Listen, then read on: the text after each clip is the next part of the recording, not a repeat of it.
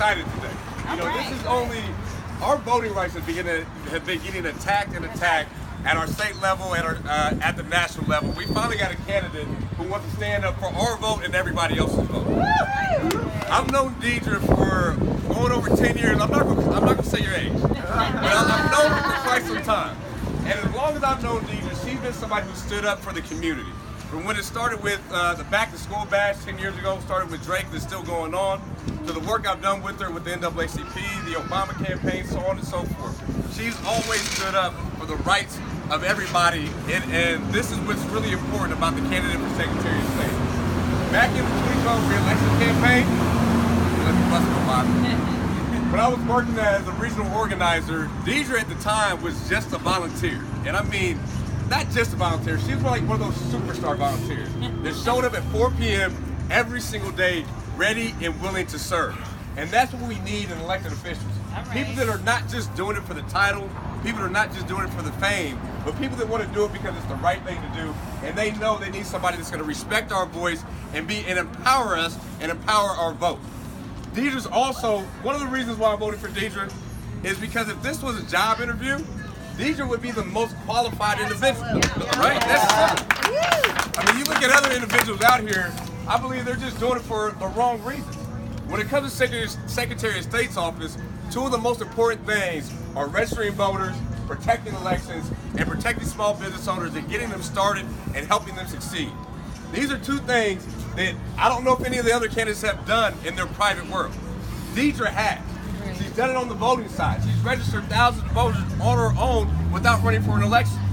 When it comes to small businesses, not only has she helped hundreds of small businesses get started, she's also worked with them one-on-one to continue their success and making sure that they're viable and that they're going to be strong going forward. So if it's a simple answer of who's the best person, we all know it's Deidre this year.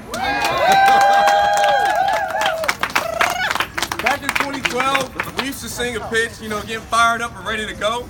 This is the first candidate since 2012 I've been fired up for, and I'm ready to go. So are y'all fired up? Yes. Are y'all fired up? Yes. Are y'all ready to go? Well, let's go vote. Let's go.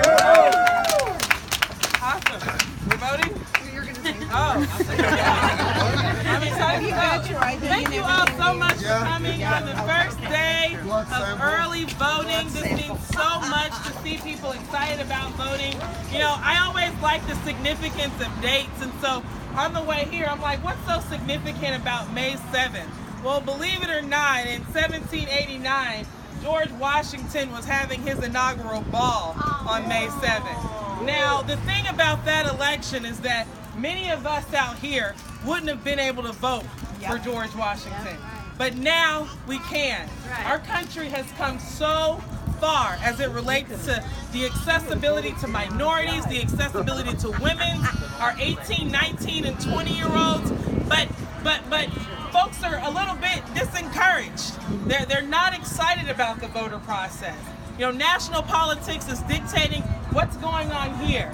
Well, we're here today to lift everybody's spirits and encourage them to get out, exercise your right to vote.